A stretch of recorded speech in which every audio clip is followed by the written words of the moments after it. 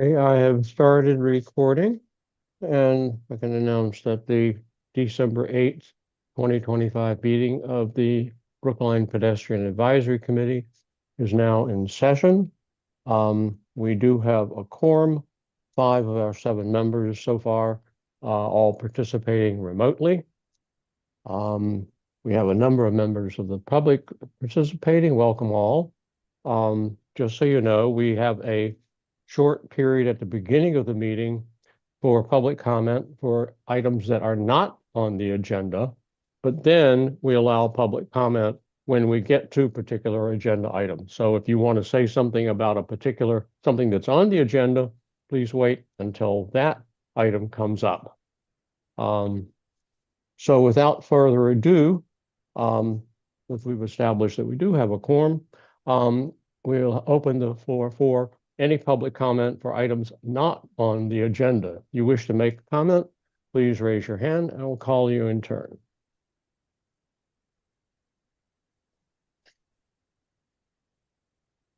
Photo going once, going twice.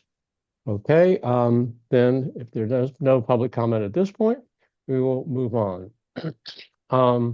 The next item on our regular agenda is reports from our various liaisons to other town committees. So first, Commission on Disability. Lynn, is there any thing to report there? I unfortunately was not at the last meeting because I was away. So I spoke with Jim Lee today to see if there was anything pertinent that I should bring up, and there really isn't. We're meeting this Wednesday, so we'll be discussing. Our agenda is going to be um, our subcommittee meetings, the accessible parking spaces as we continue to evaluate those.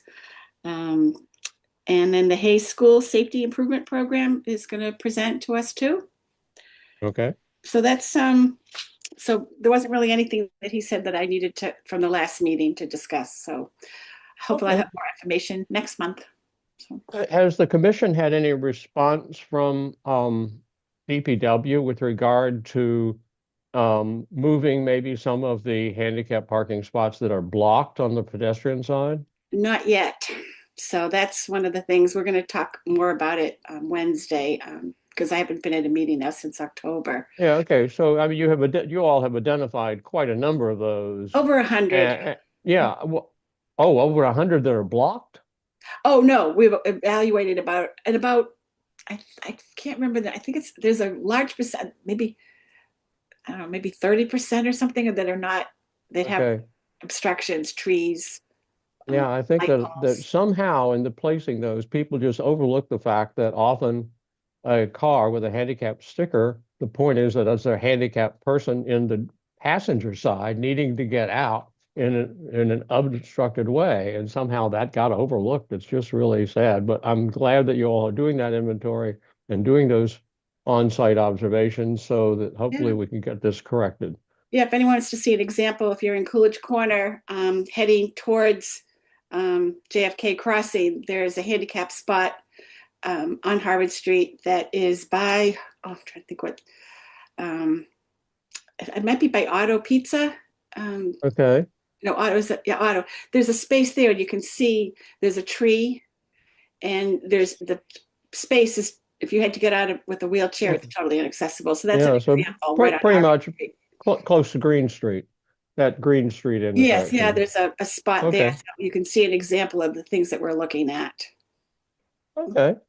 All right, well, we'll look forward to a report from the next meeting. Oh, I see I've got a couple more meeting people to admit. And let me jot this down. Thank you. Okay, Jesse, if you don't mind, I'm going to make you co-host so you can Yeah, I didn't see. Don't worry, in, we're doing it. Yeah. inmate people. I just forgot to do Yeah, that. no problem.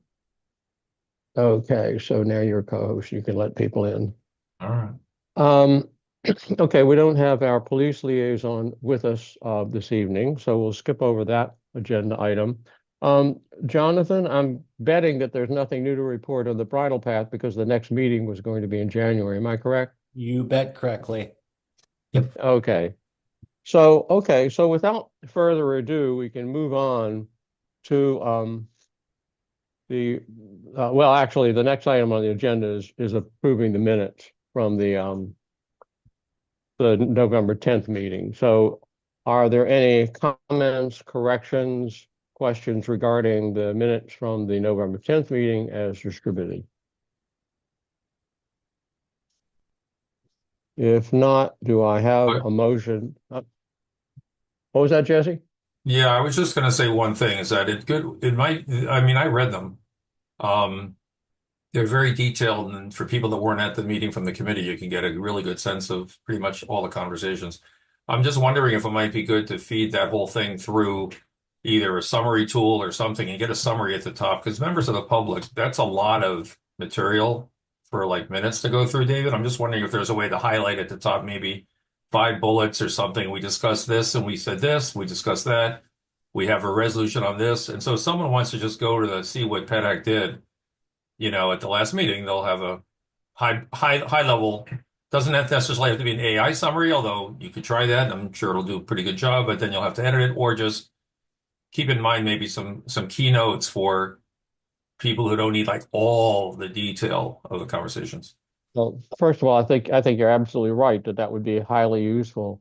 And in fact, as you will see, at least from one of the documents in the materials, I went back through those to try to figure out what are the sort of follow-up and questions we still need to ask. I did review the summary that Zoom's AI companion produced. Quite frankly, the quick recap that they have at the top is so generic that it could apply to almost every single one of our meetings. So it really doesn't say much that's helpful. Their next steps, they get it right some of the times and don't get it right some of the times. Some of the some of the detail notes are pretty hilarious, but some of them are pretty good. So it's a mixed bag. Jesse, you had told me a couple of places to try, and I haven't tried those yet. So I think it's worth doing, and just haven't gotten around to it yet. So I think it's a good point, a good idea. I certainly had thought about trying to either automatically or manually produce some kind of a high-level summary that was just a little easier for a member of the public to digest. So I think it's a totally valid point, and I agree with you. Something that we should consider. So in the meantime, Yep. it is what it is. I'd make a motion to accept the minutes as they are. Okay, thank you, Jesse. Is there a second? Second. Okay, from Janice, roll call vote. Janice, Yes. Jesse, Yes. Tommy, Aye. Anita, Yes. and Jonathan. Yes. Okay, we are 6-0 on that. And Kerry had let me know that he wouldn't be able to attend the meeting tonight because he's out of town.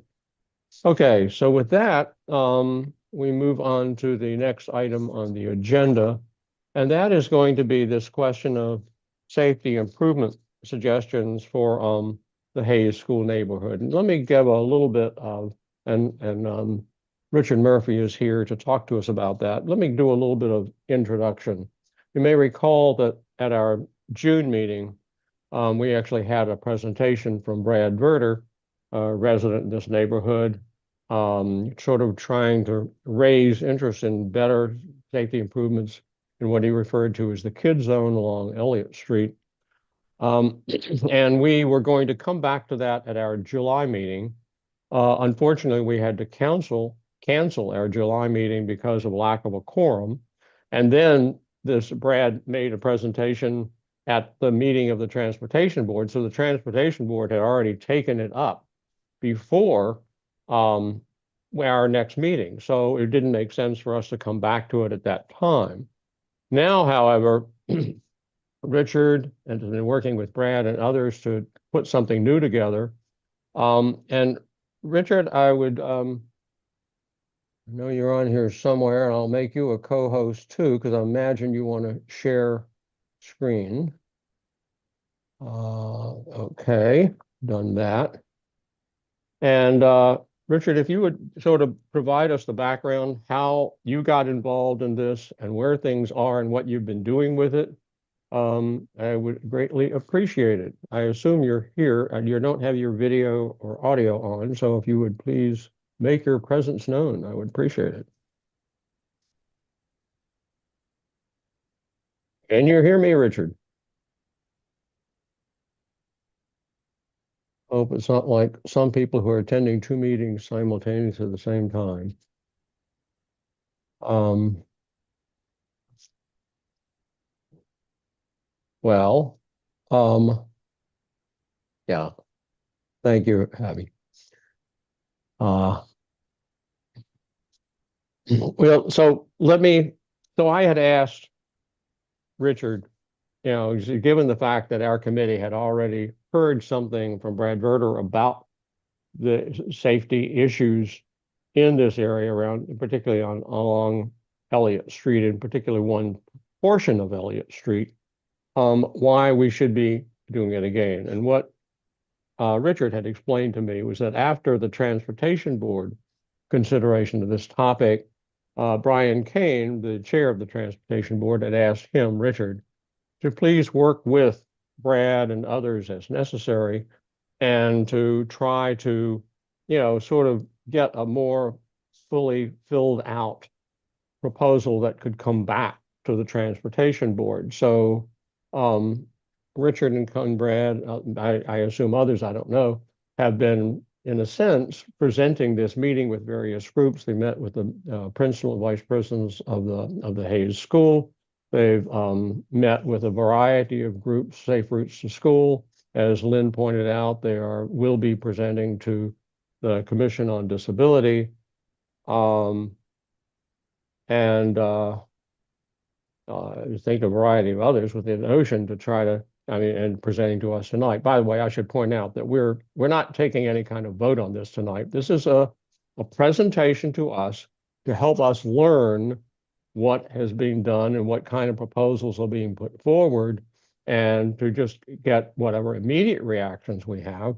But then for us to come back to this at our January meeting and try to say, well, do we want to take a position on this? Do we want to make comments, pro or con, or anything like that? And maybe submit something to the Transportation Board for their consideration. David,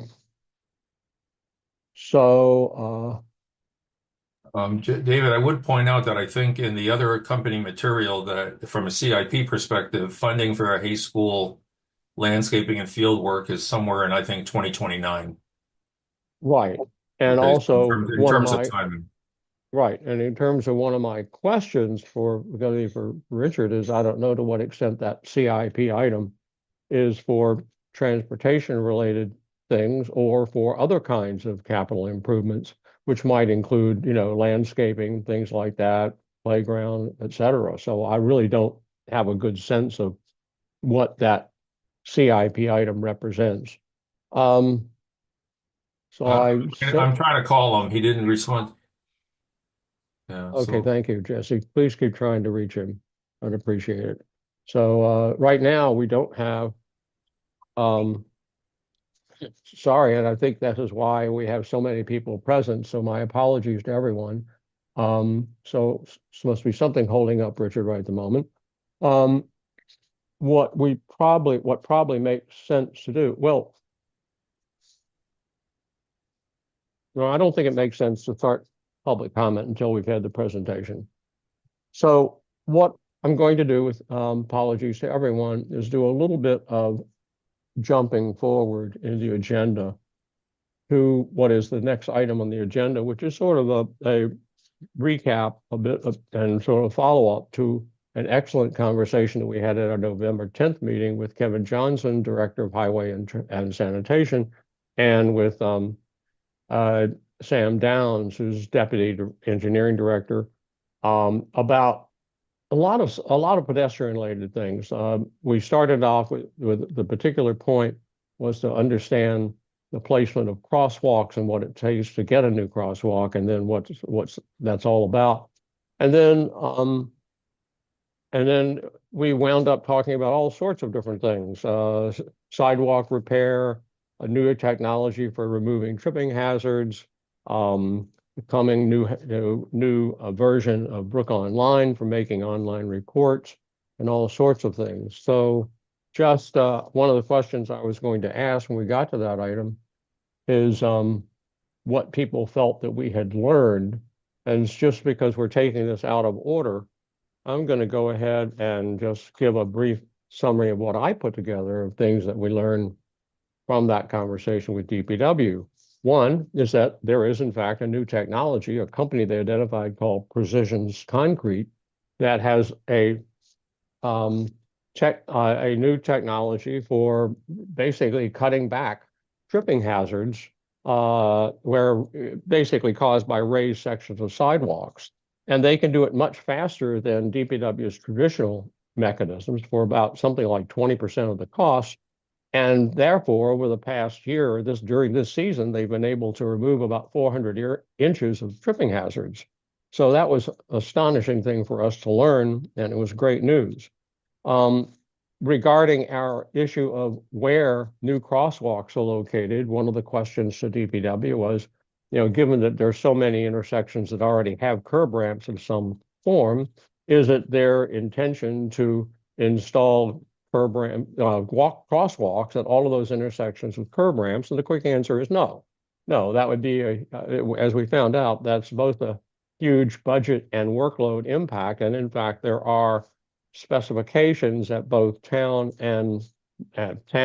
regional, state, and federal level as to where you are allowed and not allowed to place a crosswalk. You have to meet certain requirements for a crosswalk to be warranted.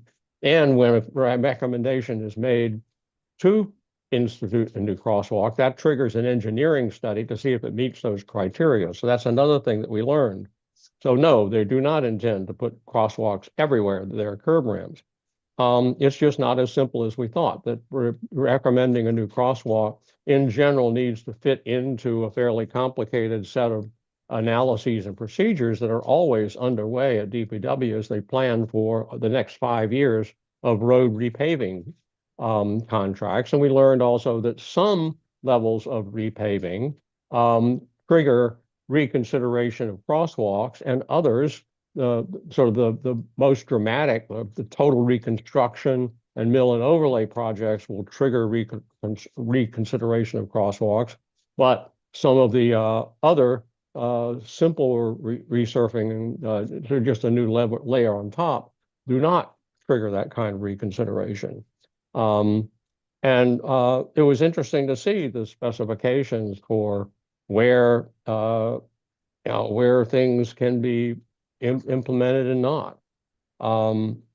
And I think that we should, what we learned is that we should pay attention to the list of streets that are tentatively planned for repavement and decide or try to identify if along any of those streets that are listed in the details of the capital improvement program, if we want to recommend new crosswalks along any of those streets.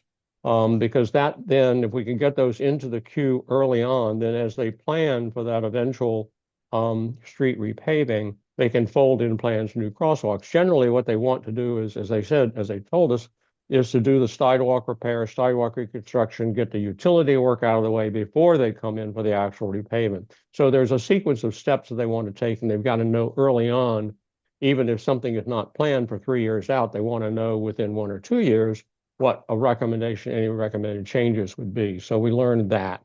With regard to our frustrations with the lack of certain kinds of categories in Brook Online, we learned that it seems to me that they're equally frustrated with how long it's taking to get this new version implemented from the vendor.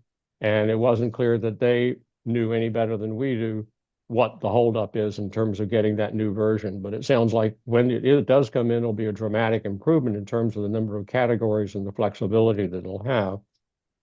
And finally, we learned that to an extent that we want to make recommendations for new crosswalks, we should channel those through the Transportation Board, and we should be working to get Transportation Board approval of those, because then Transportation Board and DPW together will take it further in terms of ensuring that there's appropriate community hearings and community feedback, so that by time there's actually time to let a contract to do work, these recommendations can be in place and well thought out.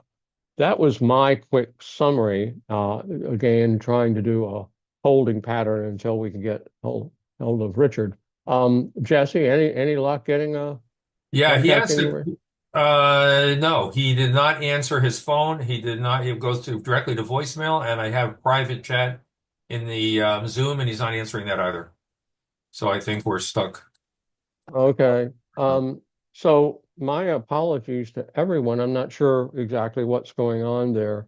And so I apologize to people who showed up for that. To extent, yeah, Linda Roseman, you have your hand up. Let's go ahead. Hi, I'm Linda Roseman. I'm a town meeting member for Precinct 14. Hey. I'm also co-president of the Settlement Neighborhood Association. I thought I'd just pop in right now to say Sure. I only knew about this meeting by accident. Most, if not all of my neighbors had no idea about this plan. We all live directly abutting the Heath School. The settlement neighborhood is surrounds the Heath School. A lot of our neighbors live on Elliott Street, on Elliott Crescent, Acres Avenue, Doran Road, Loveland Road, and we knew nothing about this at all. So I'm a little upset about that. That there was no outreach to neighbors. We could have arranged a neighborhood meeting, and there was absolutely no community input whatsoever. So I just wanted to put that out there, and since we're waiting for Richard to show up, Yeah. instead of saying it at the end. And I had understand. Diane Spiegel had gotten in touch with me Yeah. about the comments, said that she had heard again some frustration from other people in her and neighboring precincts about not knowing about this. And I tried to explain that in a way, our committee, Pedestrian Advisory Committee, typically focuses on systemic issues and policy issues. It's just an exception for us to deal with a specific location unless the Transportation Board asks us to do that. And usually if that happens, then it's already come up and so some level of attention. Aha, looks like Richard may be Richard. turning on his video. Yeah, my camera's not working, David. That's I've been here, but I Oh, apologize. okay. Just to be clear, I'm not saying this as a criticism of the Pedestrian Advisory Committee. I'm just saying in general, this is something that's going to impact the entire neighborhood, and that it would have been nice to have some neighborhood input and some outreach to the neighbors. And it's Sure. not too late to do that. You know, I can say as a parent of two kids at Hayes, this is something that I know a lot of the parents have been talking about. We've had multiple meetings in Ped AC already on this issue. There's been multiple community meetings with the Transportation Board at the Hayes School about it. So I think the idea that this is kind of being sprung out of nowhere, I don't think that tracks very well. Well, we're not all parents of kids at Hayes. I'm on the Hayes Site Council, and I knew nothing about this. So I know, I understand, but I think the Something idea that- that yeah. that there's been no community input and no engagement with the community about this is just not correct at all. All right, frankly. well, that's your opinion. Yeah, I live on Yeah, it is my Loveland opinion. Road. We haven't heard anything about this. And Yeah. just because some parents in a school have talked about it, I've lived here for 15 years and we did not hear about this. So I'm backing Linda on that point. I understand. I don't think here tonight we're doing something where we're like implementing massive changes. We're hearing about it from Richard for the first time, and there's been ongoing community meetings about this for months.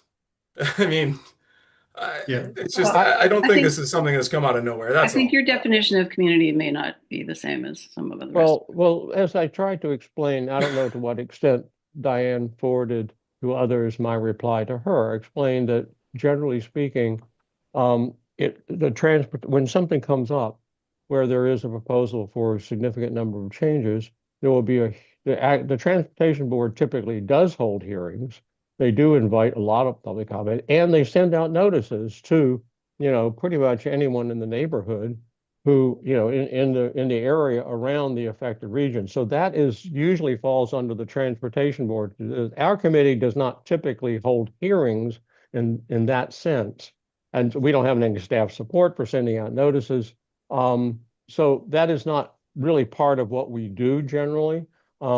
People will come to us and ask for our input on particular proposals. Again, as I said we typically focus more on systemic things and policy things than we do specific locations, unless there's some particular issue.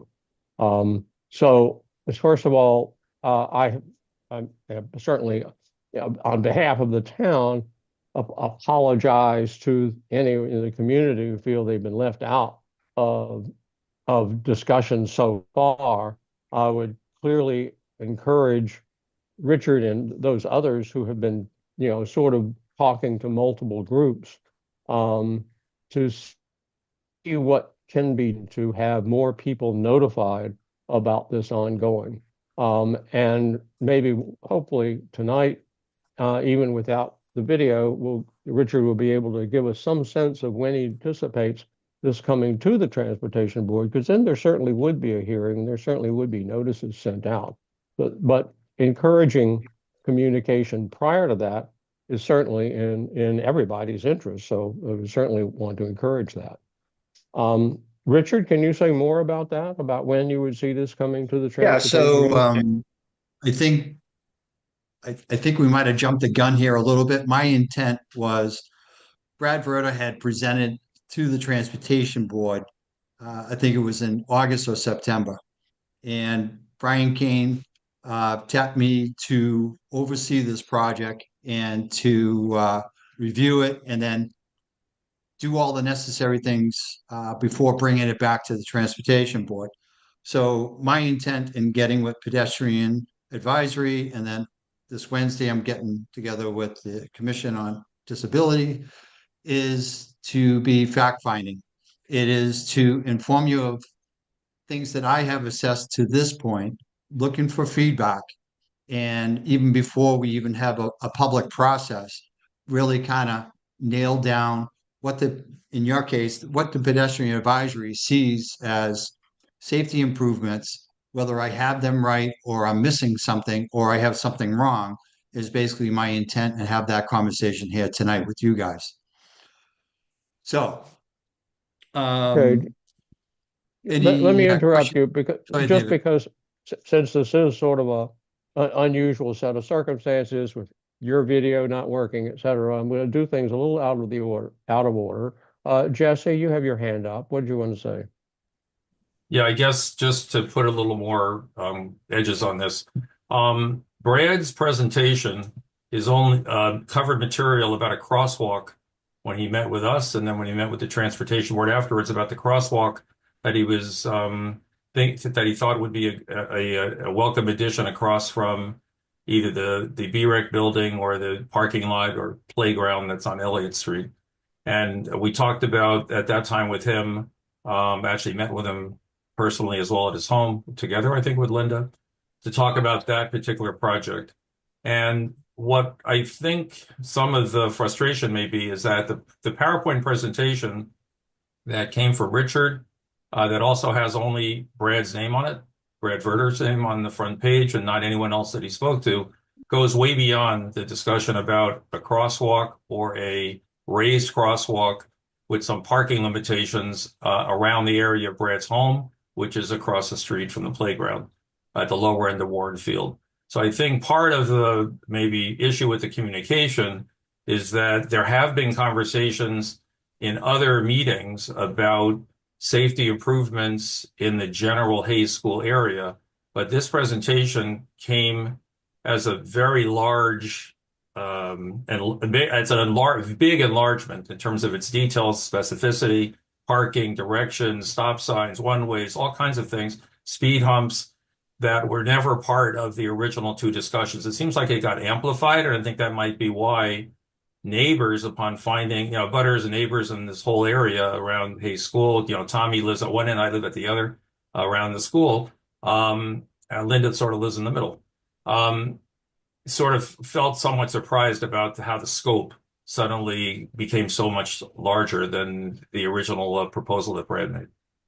And in fact, one of the things that I intend to do is to ask Richard, as he begins his presentation, to sort of take a step back and say, let's articulate the problems that we're trying to solve here.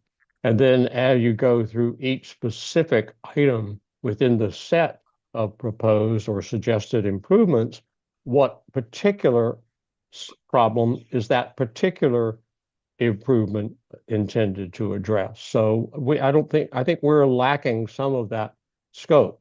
We certainly had back with the Brad presentation in June, there was a sense of there was an enormous congestion on Elliott Street, particularly doing drop off and pickup times.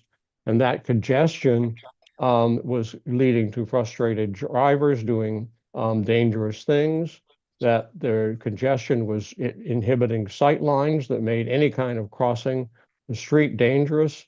And so we had, among Brad's presentation was also the idea of removing parking from one side of the street, as I recall, something like that. I didn't go back and review it again. No, that's true. So, That's true. Yeah, yes, yes. but I agree that this is much more, and so that's why I think getting Richard to explain to us, what is it that we're trying to solve would be most helpful. Now, I think we may have lost Richard in the meantime. I'm not seeing him, so it may be still a problem, a technical problem here that we're dealing with. But just for everyone's benefit, when Richard first proposed this, I said, okay, given that we had this previous presentation from Brad, please help me understand what's I going on readmitted now. him. Oh, thank you. Readmitted him. I think he dropped and needed to. Yeah, he's back in, but no video. Okay. Yeah, no, I was trying to figure out the video, but I know. Yeah. Okay. So wait. Okay. So Richard, I'm just going to repeat. Say out what you had sent back to me. Basically, he said that he had on October 29th, he and others had met with the Hayes School principal and vice principal. That on October 29th, same day, they reviewed the plans with Tim Davis, the recreation director, because the town recreation has a facility there in that same stretch of Elliott Street.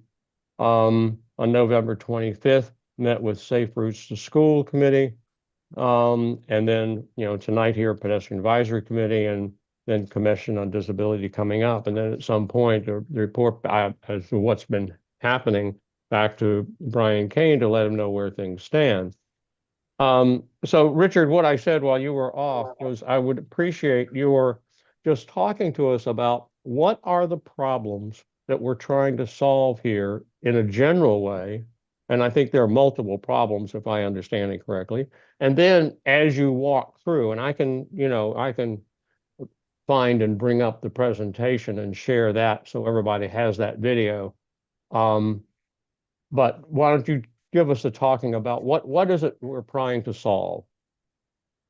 Okay. Let me see if I can. I should be able to share my screen. I think it's just the camera from my face that's not being allowed. LG Okay. put out some software on the camera. I don't know what they did. Can you make him Um, can you make him a co-host just in case so that he Yeah, can? yeah, I did already. He doesn't show. Yeah, he doesn't show as a co-host. Well, oh, that's because it got lost when he went out again. Sorry about that. Okay. Redo it. Yeah, redo it. I There just it is. redid it. Okay, so Richard, you should be able to share your screen now. There you go. It's working. Looks like it's Okay. coming out. Okay, Got great. it. Thank you. Okay. So some of the problems that we've found is insignificant crosswalks. I think if everyone goes along Elliott Street, there are two crosswalks which are at the intersection of Acres Ave, and that's the only crosswalks along the entire roadway. The other thing is the roadway here. You can see the southbound side, right? So we're this picture is in front of the recreation department, and you're looking down towards the Hayes School on your right. The roadway, the way it was set up with the double solid line, is the intent, and further down, it has the restriction of parking, but the intent is the southbound side is for no parking. There's no signs there. It's a 9-foot wide vehicle lane, and then the northbound side is 16 feet. So the intent of the roadway is to have parking against the recreational park on the curbside on the northbound, but no parking along the right side. And what happens in the recreation facility is the overspill ends up coming onto the roadway, and then people, in a sense, illegally park on the narrow side of the roadway. And we want to be able to emphasize the restriction there by placing a no parking this side. Uh, so that's pretty much in this shot here is that we're looking to accomplish further up another 100 feet. There are parking restriction signs until you get past the Hayes School. So this is just a simple fix as far as dealing with the congestion and the hazardous of having cars parked on both sides of the roadway. Two vehicles can't get by at the same time. This here this is still in front of the recreational department. Brad Vedder was looking for a raised crosswalk, and Tim Davis also liked the idea of at least having a crosswalk, if not a raised crosswalk. Now, talking with engineering, it's probable that it will end up being a street level crosswalk here due to the drainage of the roadway, the way it's designed. A raised crosswalk may not work here, but the intent is that we do feel that there is a need for a crosswalk at this end of the LH Street in order to basically also Tim Davis is highly in favor of this. Here's the other end of the Hayes School. Same story, raised crosswalk, may only be a street level crosswalk, but right now there are no crosswalks at all at this end of the school. I don't know about you, but as far as students are concerned, I don't see them walking all the way down to the traffic light and crossing over. So I think it's helpful to have a crosswalk at both ends of the school zone here. Whether they can be raised or not, it will be up to the engineering department. This is kind of a Google map, an overhead of identifying points of interest. So speed humps are playing a part. There's been a big demand for speed humps throughout neighborhoods throughout Brookline. We're going to be placing 34 speed humps in the Runkle School neighborhood come April and May of next year. A lot of people who attended or emailed in when we had the Chestnut Hill Avenue meeting at the Hayes School, there was a lot of literature coming into the engineering department about the need for speed. They feel like Chestnut Hill Avenue gets backed up and people coming out of Cleveland Circle take a right onto Clinton Road and they come right down Elliott because they know it's a shortcut and they basically are able to cut around and basically they still want to get to Lee Street. And what happens along here, it ends up being a speedway. And in the past 4 years, there've been 14 accidents just in front of the school. Two of the accidents involved DUIs. Two of the accidents involved hit and runs with other vehicles. Fortunately, no pedestrians or students were struck. So we know speeding is an issue. On a study that the engineering department did, 6,000 cars they monitored, 50% of those cars exceeded the speed limit in this area. So the intent is to drive 20 miles an hour. We know it's a school zone. Most drivers don't adhere to it. So the speed humps that you see are just proximities of where they could be, but it would be up to the engineering department to lay those out. So if we go with the street level crosswalks, the speed humps would be there to address the speed issues that we have there. And that's pretty much the intent here. And you'll see that when I refer to Bedoza, it's the pickup drop-off area in an abbreviation that I use. So part of the problem, and I think people have mentioned it, that there's congestion at times. There was a resident who called the Brookline police and all the teachers' cars got ticketed on a couple of occasions because of the frustration from the abutters who live on Elliott Street with all the teachers that have to park out on Elliott because there's not enough parking in the rear of the parking lot, in the rear of the school, excuse me. There's 42 parking spaces in the rear. 3 of those are handicapped. And so my thought is I have a site meeting with Kevin Johnson and Tim Davis. We're going to look to see if can we expand the rear parking lot. The goal of increasing the parking from 42 parking spaces to over 65.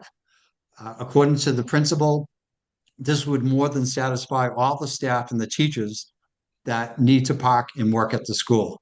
So we could minimize visibility or blind spots, right? With kids going between cars and crossing the roadway. So this would be a huge plus. We have the picture of the hedges here because the vice principal says that, we like to have the hedges outside the back of the window of the Hayes School so the kids are not looking at parked cars all day, right? So that's just a small favor. The one thing that we don't have, and a lot of students get a drop off on Reservoir Road. So we're looking to designate a drop-off section on Reservoir Road in the rear of Hayes School. We think that's an added safety plus to bring the attention of parents dropping off their kids. The handicap parking spot up front, this will be more with the Commission on Disability, but there's 2 handicap parking spots.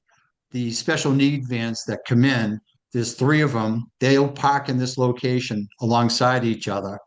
And also there's a worker who works at the school who's handicapped, who sometimes actually, I'm told, and I haven't seen it myself, but they park on the grass where you see the red X. So there's a lack or a low demand, or a low supply for handicap parking spaces. So that's something we're looking to address. The solution is not having the vans back out of their handicap spot into traffic, possibly backing into a student. I think that not only that we increase handicap parking elsewhere, but we turn these 2 parking spaces into parallel parking instead of being head-on parking the way they are now. The drop-off zone, pick-up and drop-off zone, the PDOZA, as I call it. Right now, currently, you see the flow of how it is for the drop-off section. We think that it's typical that it gets bottlenecked closest to the school, right? Everyone wants to drop off their kids, and then actually you're going to drop them off as soon as they get into the area because the door is behind them to the right. So our suggestion is to reverse the flow so that people are coming in from the far end, be less congestion coming in, and there'll be more up to have drop off on either side.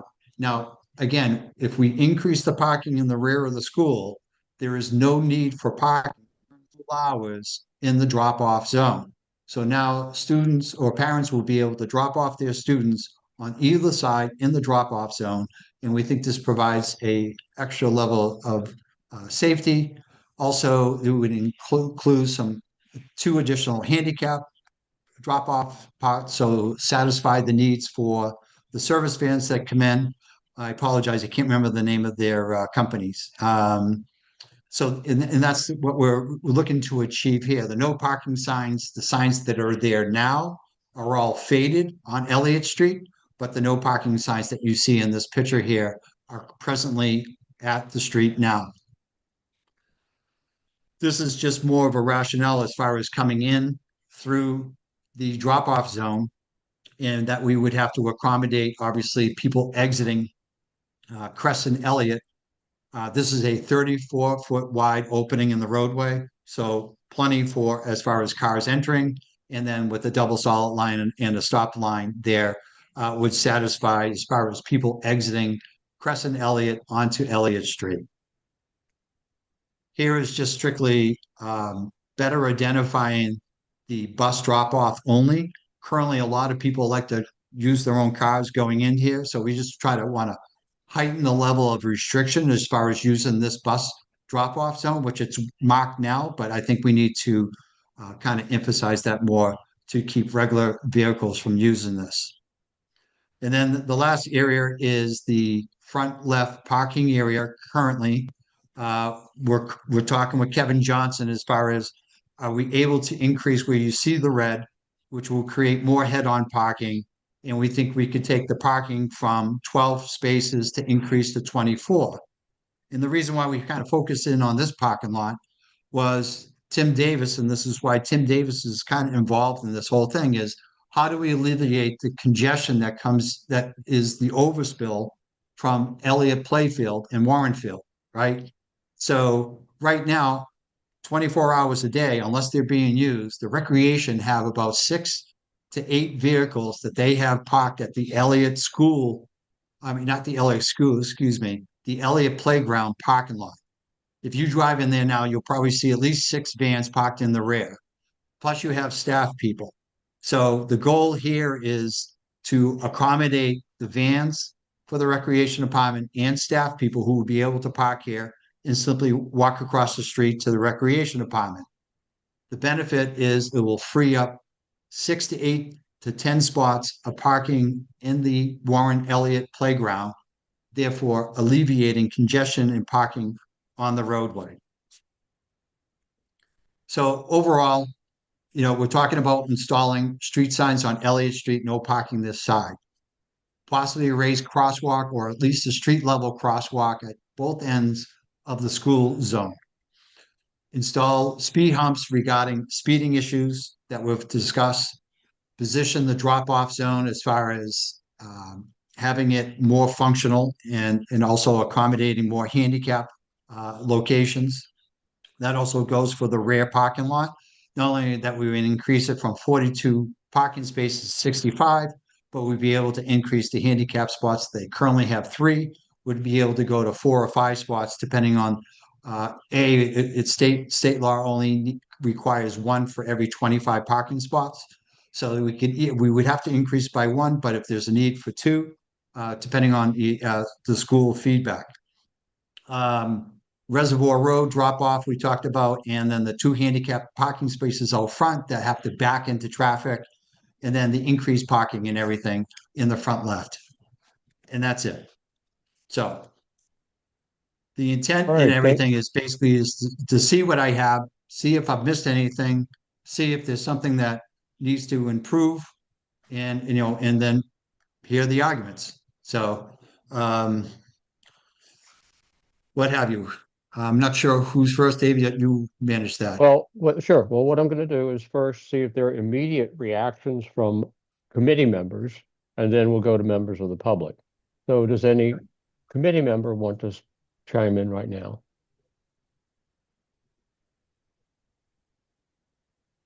Okay, I don't see any hands up, so we'll go to sorry. them. Tommy had his hand Yeah, up me and first. Jesse both. Oh, sorry, Tommy, didn't see it. Nope. Okay. Oddly enough, this Zoom blocked it. So go ahead, Tommy. Well, so I think I like the focus here on trying to make the built environment reflect human behavior, because frequently we try to force human behavior by building the built environment in a certain way, and that simply just isn't how people function. People will keep doing what they want to do as long as they're not getting in trouble for it. And frankly, I don't think there's any reality where we're going to have some extensive enforcement regime, knocking on people's windshields, making them move from parking on the wrong side of the street, things like that. So I think doing our best to try to fit this built environment to the current human behaviors is really good. And if we can move all of that parking to places that is on the Hayes campus and make it easier for people to do pickup and drop off in the designated pickup and drop off zone, which right now is quite small because frankly, this school was not designed with the idea that this many people would drive their children and pick their children up by a car every day. And there's just not the capacity right now to handle the number of people that are doing that. So changing it so that front zone is all pickup and drop off and adding a designated pickup and drop off zone, I think does a really good job acknowledging that human behavior and giving it the space it needs to happen. So I don't know. I'm interested to hear, some other thoughts and what some of the community members have to say, because keeping this kind of real tight on the Hayes campus, I think is a really, really good effort here. So that's my thought. Thank you, Tony. Jesse? Yeah, I wanted to just second what Tommy said about getting faculty and staff parking off the street. If we have the room for it, then we should be planning to do so. In terms of the in terms of the reality with where people are driving in from to get to Hay School currently, there are a significant number of people coming from the other side of Route 9. And so Yeah. they are driving. And that's not going to change anytime soon. So, at the current level of the school, about 405, 409 students or something, there's going to be a significant number of students that are living outside a walkable distance to get to school. And of course, when it's bad weather and stuff like that, even once closer, it may walk. The change in the parking direction makes sense to me. The drop-off direction in front of the school on Elliott, Richard, seems to make sense as well. When I saw it initially, I was like scratching my head, but you did a good job of explaining it here. So I see that. The one thing I would have a question about is a bus drop-off. The reason I say that is because the buses come and then they leave. And then in my experience of, walking there, walking kids there, or going there for meetings, it just sits empty. After the buses are gone, it's empty. And so if there are people, maybe we could be a little more creative, because you do need a way of people, if there's no parking between the inlet road up the side, before you get to Hayes coming from Dean Road, if there's no parking on that side of the street and you can't pull into the bus area, people are just going to pull up where the red light is while Kevin, the crossing guard, is there. They're going to drop their kids off right at the traffic light. I mean, you're just forcing people you're not giving them anywhere to go, and that's not going to go well. So potentially, maybe, Richard, I'm thinking that maybe the sign should say something more creative, is like, don't pull in here when there's a bus. Don't pull in here before 8:15. Don't pull in here before 8, whatever it is. The buses are on a schedule. We generally know when they're going to be dropping off. After that time, there are no buses unless there's a mid-morning, like a field trip. And at that time, there's no more drop-off. So I think might be able to be a little more creative about giving people some traffic flow, which is used, in my experience there, pretty respectfully by parents. People aren't parking there and walking in for meetings and coming back to their car. Only fits 3 or 3.5 cars at a time. So they're pretty good about getting out of there. The question would be how to manage them not being there when a bus needs to get in, and maybe after a bus drop off, people can use it. Anyway, that's just my, initial reaction. Thanks. When I was there a couple of mornings, and is it Kevin Scott is the crossing guard? Yeah. Yeah. Just So Kevin yells at him, "All right, bus coming, get out of there!" Right. yeah. So I know we can't stop all behavior, but I think if we emphasize the signs, maybe the guilt will make them use the what we have as the drop-off zone there. But I hear you. Yeah, I but think look, think about the U-turn now, okay? Let's say you have 100 cars in the morning coming from Dean Road, from Tommy's side of it, the north side, to drop their kids off. There's no parking from Dean all the way to the school. You can't pull into the bus thing. And what you're going to ask people to do now is continue another 300 feet to Elliott Crescent, sort of, and make a U-turn to get in while there's cars coming the other way. You're going to have all these cars making very tight U-turns to get in there. Probably not very practical. People are just going to end up stopping where Kevin is, open their doors, let their kids out, and continuing. There's going to be a bottleneck there. So they need a way to pull out of the way coming from the north, whereas the solution that's proposed in this presentation only shows a solution for people coming from the south. say on that note, the way Kevin's managing it right now is probably the only viable way, Jess. I mean, it's kind of like Brookline Village, the bus priority lane, right? How many people have, abused that? It's not working, right? So It's not we're working. training people that they can go down the bus priority lane and they go, oh, I won't get a ticket, right? So all we're doing is creating bad habits of drivers and everything. So Well, yeah, I agree. I agree with I you. hear what you're saying on that, but I saw Kevin how he was managing that situation. I think that's only the best way you can, because people are still going to do some bad habits, and I try to anticipate most of it in this situation. I think that one there is just kind of tough to manage if it's designated for buses, and not Okay. designated for cars. I know I'm saying, but Which are precedents. there's just no Oh. solution in the presentation for how to handle drop-offs occurring from the north, coming in from the north. Okay, Right. so Jesse has raised a very good point, which I think we should think about. I want to give a few I other made a people note a on it, chance Jess. So to, yeah, good. Okay, so Christopher Andrews has his hand up. Go ahead. Hi, everyone. Thanks. Thanks for doing this. So my name is Chris Andrews. I'm at 12 Loveland Road. I've lived in the area for 17 years, and I'm walking all around there. I definitely absolutely see the safety problem that everyone has addressed here, and I want to thank you for addressing it. Notably, the first two, the parking on the side of Elliott by the rec center, where kids run across during pickup and drop off, and when two lanes are parked there, it can be really tight and it's hard to see if kids are coming across to get in their cars. And secondly, the speed on the Elliott is a big issue. I get to see it at all hours of the day, especially coming down from sort of the Route 9 area because they're coming downhill. They're usually, I think, going about 10 miles per hour faster than the other traffic going the other way. So it is a problem.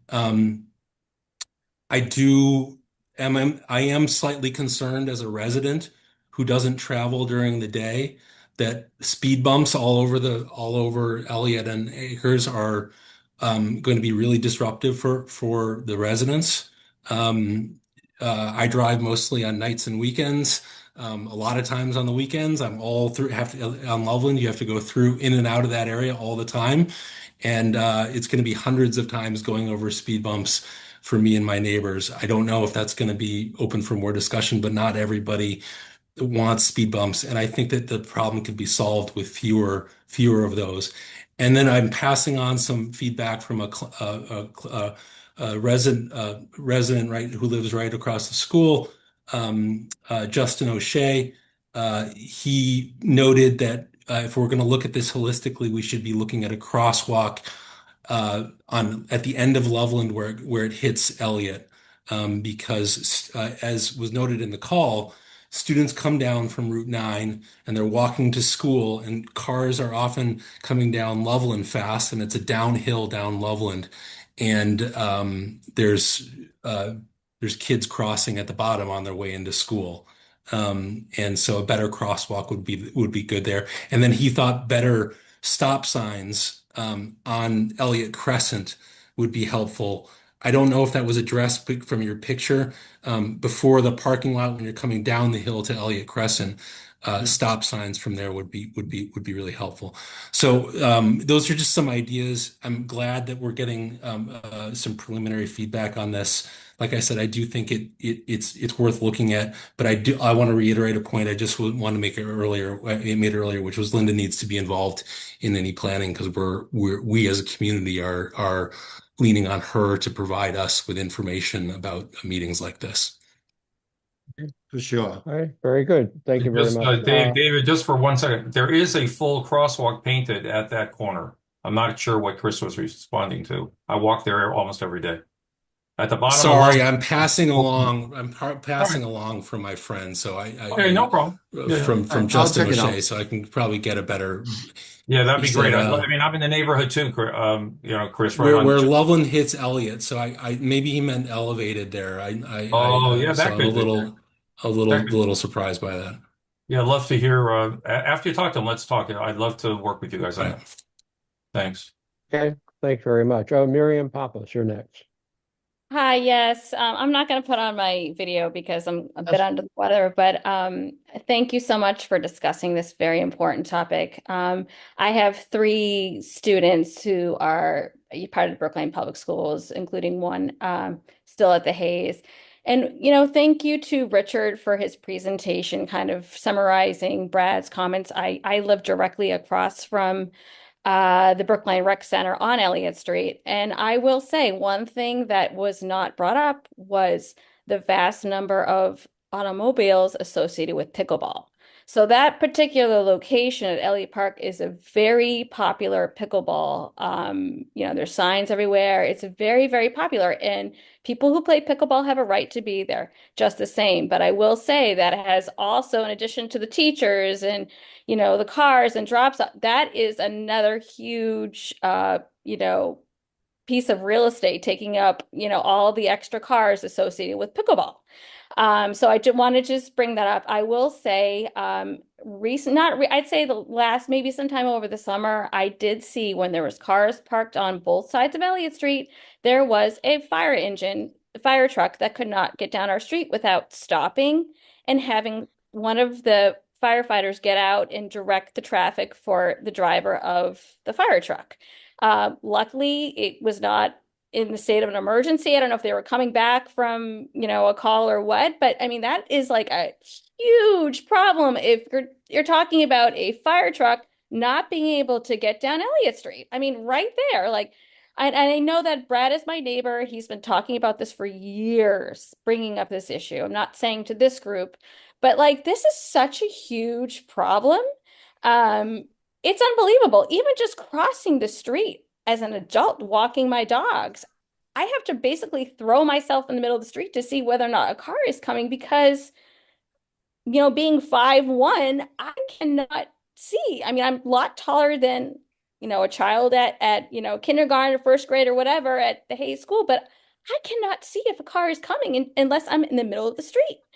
And and the need for a crosswalk right by the entrance to the park, 110%. And the last thing I wanted to say was when I was working from home last year, I would often see teachers don't use the light by Ackers, the crosswalk to bring their class over. What they do is often have the teacher go in the middle of the street and on Elliott Street and direct the students to cross the street to Elliott Park for recess or whatever. So even the teacher isn't crossing at the light, what is it, Ackers or whatever, down there by the Hayes School. They're putting themselves in the middle of Elliott Street, kind of closer to where my house is by the entrance of the park. And that might be, due to the fact that they come out from the other side of Hayes and don't come out the front door, so they're very far away from the crosswalk. So it doesn't make sense to backtrack to try to cross at the light. Who knows? I'm not saying why, but I mean, this is just such an important topic, and I'm really happy that we are talking about it tonight. And thank you to Linda. If I had not seen Linda's email, I would not be here. Thank you so much. And Linda, you're next. Okay, thanks for all the shout outs. Linda Roseman, town meeting member, precinct 14, co-president of the neighborhood association. I have an email list of over 100 people in my neighborhood. So if you ever want to get the word out about anything, I'm your woman. I wanted to thank Richard. This is a really terrific thing that you've done. It obviously has taken a huge amount of work. I agree with everything that Tommy said about, making the changes. I'm sorry? Making changes that go along with the way people behave, getting the traffic, getting the cars off the street, getting the teachers enough space so they can park in the parking lot. It's all great. The one thing I would say, though, I'm not a fan of speed bumps. I worry about emergency vehicles when there are speed bumps. And if we're going to have them, I don't think we need 3 of them on Acres Ave, maybe 1. But the other thing is that, oh no, I can't remember. I'm having a senior moment. I can't remember. No problem. Take your time. You can always come back. All right. Yeah. Anyway, I want to thank Richard for that. But, if you ever want to have a neighborhood meeting, again, I've got a huge email list of people that live right around the school. I'm happy to send out a message if you want to talk to one. No problem. And like I said at the beginning, I wanted to get in front of the experts as far as, finalizing what this is going to look like. And then, my intent was to get it to Brian, get him back to Brian Kane, which is what my assignment was. And then we would have a public meeting on it. That's great. With a fully scoped evaluation of everything. And like I said, there might be things I'm missing or fine tuning, just as much as the teacher's not using the crosswalk at Acres Ave. I mean, yes, I've seen that too. And I actually asked the principal about that, and he didn't seem to think it was a problem. I think, sorry to cut in, but I have a problem with that. I think that's a perfect example of how people will engage in behaviors regardless of the built environment. They're going to take, like you mentioned, they're going to go out that end of the school that's close to it. They're going to say, I'm not going back that way. I'll just go that way. Exactly. So sometimes, I think we need to adjust to people's behavior for sure. I have to say that in terms of just reacting at a high level to what Richard has put in front of us, one of my long-term frustrations with general planning in Brookline is its sort of myopic take on things. This started 10 years ago, looking at improvements to one street without always considering impacts on the streets around it. And excuse me, I'm still fighting the remainder of a cold here. Um, and at least what Richard has put in front of us is more holistic, at least within a narrow sense of the round of school, than most of what I see, and I'm very happy about that aspect of it. Margot O'Day, you have your hand up.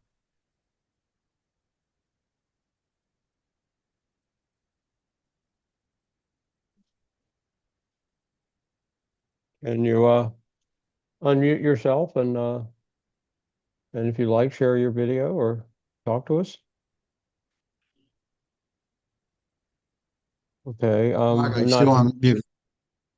yeah. Margot O'Day, did you hear me calling you? Oh, okay, so that hand has gone down. Bring it back. Other people have comments. First of all, I assume we will come back to this at our January meeting. And Linda, I will be sure to CC you when I announce that meeting. So you can, pass it on to your whole mailing list if you wish. With I'll be honest, there's a lot of things in this look good to me. And Jesse, you know this neighborhood a lot better than I do. I don't know it very much at all. So I rely on you and Tommy and others who know the neighborhood well between now and when we sort of come back to this in January to identify or pass on to Richard any specific changes that you think make sense. I think, Jesse, your point about people who are coming from the north, and that's sort of a difficult U-turn that you've got to make to pull into that drop-off area. So I agree that that's tricky, and I worry about it as well. So I think that there are things like that, and Richard, see what you can do, talk more with the engineering staff, and see what possibilities you might be able to float around there. Yeah, it's always a Um, balance between money and an yeah, ideal setup, right? So exactly. trying to work with some of what we have, but I'll Yeah. definitely take what Jesse brought up and maybe I get some ideas going in my head. So Okay. Good. yep. Good. Anyone else I mean, the intent here was for us to see this presentation, have a chance for some immediate reactions to it. And then we need to, over the coming month, sort of let it sink in, think about it, spend a little more time with it. I mean, for example, the version of the presentation that I had put into the meeting materials for this meeting did not include the issues surrounding the handicap parking spaces. I think, Richard, you must have added those for the Commission on Disability meeting coming up on Wednesday. I would Yeah. appreciate it, since you did share them at the meeting, if you would send me that updated version so I can include that with the meeting minutes. Okay. Yeah. No, apologize. Just No problem. a This work is, in progress, and well, and exactly. And along with often other things, projects. So yeah, good. often it is a work in progress, and that's David, you fine. have I mean, another hand up there. oh, yeah, I see that. So Natalie Roberts. Oh, hi. Yes. Hi. My name is Natalie. I live on Doran Road and have two boys at the Hayes School. Um, Question just about time frame. I think this is so long overdue. We moved to the area, 3 years ago. Love the neighborhood, love the school, and Elliott is like such a scary road, and I think it's only a matter of time before there's like a really tragic accident. So, I'm just hoping that this is like top top priority. I know there are a lot of priorities in the town, but I hear about, the speed bumps and things going in around Runkle. I would hope that this would happen, around that same time. So first of all, let me point out that, several different things. One, as Jesse already mentioned, the CIP flagged amount that's currently in DPW's capital improvement program has some money designated for 2029. Okay, so the idea, if that's the money that's going to support a bunch of improvements here, that money is potentially available in fiscal year 29 and not before. Granted, the CIP is flexible, it gets shifted. Sometimes a project that's on the books is being planned, something happens, there's utility work that has to take place, so that project can't happen, something else can move forward. So things do change. There's no guarantee, but I'm saying I don't want to get hoped up. On the Okay, other thank you. hand, but I but did on the see that. Yeah, sorry, yeah. go ahead. Well, I just want to point out that we've certainly several years ago, attending, I try to attend almost all of the transportation board meetings, and we hear about traffic calming requests that were literally 15 years old. Okay. And over the past, particularly the past year or so, um, DPW, transportation, and engineering have worked hard to really update the processes and procedures and the policies that drive a lot of the work, trying to simplify things so more can get done faster. And so they're working hard to reduce many of those backlogs, and I think are having success in doing it. I'm just saying there's a long history here of people who've been in the queue a long time trying to get something done. DPW has been working hard over the last couple of years to try to improve that and get to things faster. So on the one hand, be realistic. On the other hand, be glad that things are improving so that things can move forward more rapidly. So I hope that helps. Yeah, thank you. I did see, Jesse, your response of 2029 of FY29, and I couldn't quite believe that. I do understand that there are, priorities and things in queue. I do think having, students who are 4 years old, 3 and 4 years old, and 5 and 6 and 7 who are not, even, practically not as tall as, the tires of Yeah. a wheel, let alone, school buses. And there was that horrific like school bus accident. What was that, like a year or two ago in Boston? It's just, I really think with, 400 students at the school, this should take a real priority. Well, And I hope the town is looking at that. one Yeah, and I possibility think that one thing we can talk about and that Richard can talk about with engineering, with transportation, is, what we're talking about, what we have seen is a whole program of things. And it certainly strikes me that those things are not necessarily things that have to happen all at once. And so it may easily be that some improvements can happen, that they could be, sort of separated into a sequence of projects opposed to having to be all one big project. Richard, any comments about that?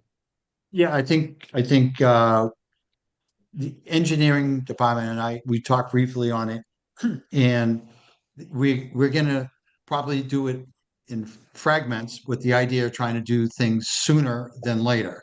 So I think we'll have a better idea come the springtime, as they obviously have the speed humps that you mentioned over at the Runkle School. That's part of the fiscal budget that we're in now. So we're looking towards 27 as far as, all right, what are we going to be able to do with traffic calming, or I should say, Vision Zero goals. All right, so that's a top priority for the town. It is and when we look at a zero vision project, it's doing the project 100%. It's not getting it 80%, 60% of the way. If it meets the criteria of Vision Zero, we're going to do it. And it basically, and the goal behind Vision Zero is to have zero vitalities in this town and everything. So the biggest goal is slowing people down, as we all well know, and that will be probably a primary thing that we'll see happen in this neighborhood as a whole. So appreciate everybody's input here tonight and everything. And And yeah, and I hate David, if to, you're all set with me, just let me I'll know. get, just hang in there a few more minutes, Richard. I'll get back to Margot in just a moment. One other piece of probably bad news, and this is my understanding. I would have to confirm this, but previously, in terms of that whole set of 30 odd speed bumps that are going in, um, that had, the last time we talked about it, it had not gone out to bid and had an actual contract. Now it does have a contract. And if I'm remembering correctly, they were hoping that because of the volume of number of bumps being put in at once, that the cost per bump would go down dramatically, and that would enable them to do more with the given budget. My understanding, which I can't totally vouch for, is that they did not see as big a reduction in the cost per speed bump as they had hoped for, which means that what they're doing in that one neighborhood pretty much exhausts this year's speed bump budget. So, I mean, there are always budget constraints. And so let's put it this way. I urge people always to advocate for more budget for getting this stuff taken care of. It does matter. Now, Margot O'Day, you had something else to say. Can you hear? Yes. Yes. Okay. Hi, I'm Margot O'Day. I live on Doran Road. And I think we also have to look at Doran Road because it comes off of Elliott Street and it also comes around off of Acres. So there are people going up Acres Ave to head to Chestnut Hill Ave. I've seen buses fly up that road, but I also see cars come flying around coming off of Acres onto Doran Road. And they don't expect people to be coming the other way. And it's sort of like, that's a problem there. I think there's a problem with the crosswalk at the intersection of Acres and Loveland. It needs to be moved out forward and the stop sign needs to be doing it. I've seen kids come in, like walking in the cross the street there, and cars just come flying around. I agree with the others. It's a disaster waiting to happen. So to definitely look at Doran Road in this situation. And I agree with some of the other speakers about the people who play pickleball, but I think we also have to look at the kids who play baseball and there's signs by the baseball fields. Please park in certain spots.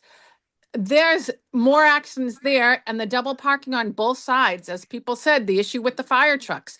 There's a lot of problems here. Okay.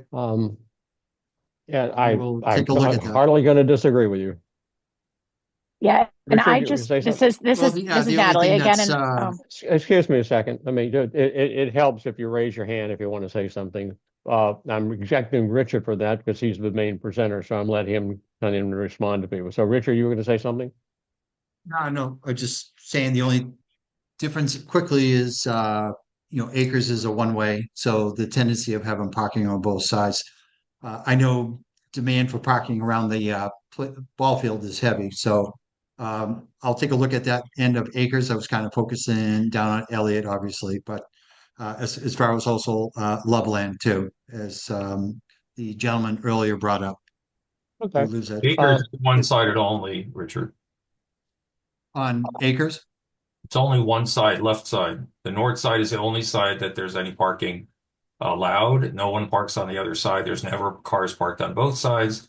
However, whenever there are baseball games from the fall through the end of from the early late winter all the way into the deep fall, Chestnut Hill Avenue, Acres, and Elliott get packed with cars from other parts of Brookline that are coming in for Brookline baseball, and of course the opposing teams as well. Yeah. Packed. Okay. Okay. Natalie Roberts, you have your hand yeah, up. I'll make sorry, that just sort of the last comment. yeah, just one other issue as we're talking about Doran Road, which is, what Margot was just talking about. We have street signs, and I'm not sure if they're new, they're just much more prominent. They're 20 miles an hour going down Doran. I mean, I literally like laughed to myself / like cried, got really worried. I mean, there's no way cars can go 20 miles an hour. I mean, I don't even think you can go 10 miles an hour down our road. So and I don't know, this is something that you guys can address, but I don't know how 20-mile an hour roads speed signs, were approved on Doran Road. I mean, we couldn't find out either. We tried. I think about Lee Avenue, which is I think 25 miles an hour. I mean, Lee That's- Avenue, and you're talking about Doran Road at 20 miles an hour. I mean, that's a problem. Excuse me, I mean, I'm trying to avoid back and forths here. So, Natalie, I'm confused. You're saying 20 miles an hour is too low or too high? Oh, Pardon me way for too being high. I mean, dense. if you know Doran Road, it's a I very don't. small, okay, it's a very small side road that Uh-huh. has a that's, it's basically 2 blocks and then you drive up it, and then there's a 90-degree angle turn, right angle. And it's a short street, and we have 20-mile-an-hour speed limit on it, and it's Well, way too fast. yeah, David, it's only two houses. Jesse, just all I was trying to do was understand, make sure that I understood what Natalie was saying. And now, Jesse, why don't you say what you wanted to say? Yeah, I just wanted to clarify. It's shorter than that. It's only 2 homes. And then you turn the corner and there's only 2 homes, not 2 blocks. It's actually 2 houses and you turn and then there's 2 or 3 houses. Yeah, it's like 2 or 3 houses Right. on each. Okay, so Yeah. let me just back up. I mean, this, to be perfectly honest, sounds like a misplaced sign. But what has happened, which is a really good thing, is that over the past 2 years, the town has taken advantage of the possibility of declaring many side residential areas to be safety zones and to reduce the speed limit to 20 miles an hour. So the whole point of this has happened in many areas. And frankly, cars are still getting used to it. Cars, in most cases, are going faster than those posted signs because they're used to. Previously, they were 25 or even 30-mile-an-hour roads, and now they're being 20 miles an hour. St. Paul is a great example of this. St. Paul Street is now a 20-mile-an-hour street.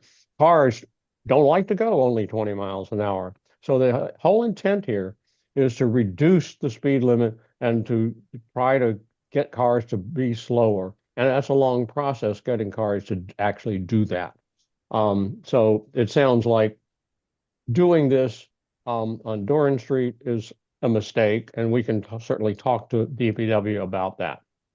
Okay, so yeah, so I'm going to just bring this. I want to bring this to a close because we do have some other things to discuss at this meeting, and one of our members is having to jump off now.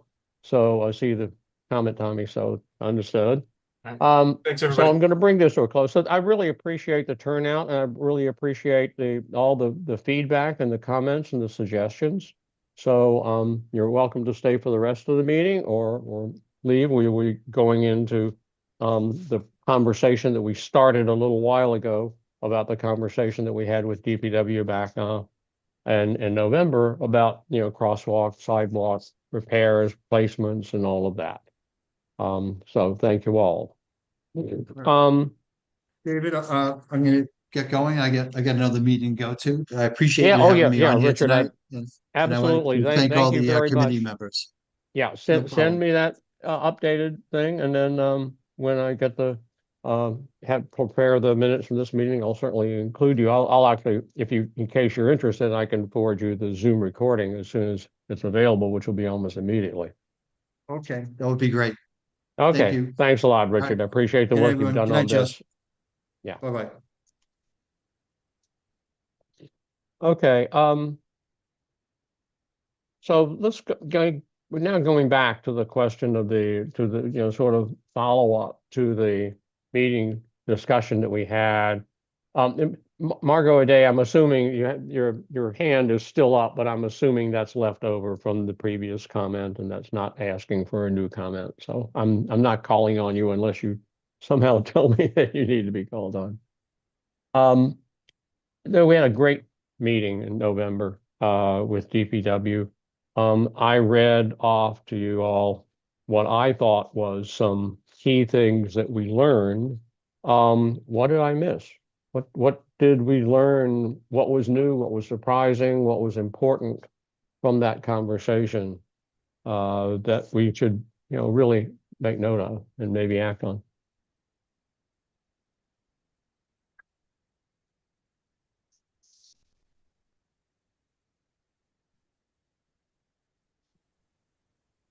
David, I don't know if I saw anything that you missed per se, but I think it might behoove the committee if we could try to maybe every year make one of our meetings, like ha have the agenda item to go through each of the streets that look like they are upcoming over the next year or two so that we can decide if we want to advocate for any that seem that they're likely to get funding or renovations so that if we could have like a regularly recurring item, so it's just like a process that we do every year that we can kind of take action on the information that we got. I think that's a terrific idea. Yes, I agree. And that's very much in line with some stuff that Commissioner Shute had outlined in the updated sidewalk repair and maintenance policy, which is basically on in sort of an annual basis, soliciting input from things that can be fed into upcoming bid contracts. So it makes sense. Yes. Other comments or ideas, and in terms of things that we learned that were important that we should keep note of, was if there aren't, I will turn to this question of follow-up. And I put into I hope it made it into the agenda packet, the potential follow-up questions and action items. And I basically, this is me sort of reviewing the meeting minutes and saying, questions did we not answer? What follow-up actions did we identify? And there were some. What things would we like to know more about? And so I hope that everybody had a chance to look at that and think about it. But that's just sort of a laundry list, and it doesn't make sense for us to try to do everything. So what should we work on as follow-up?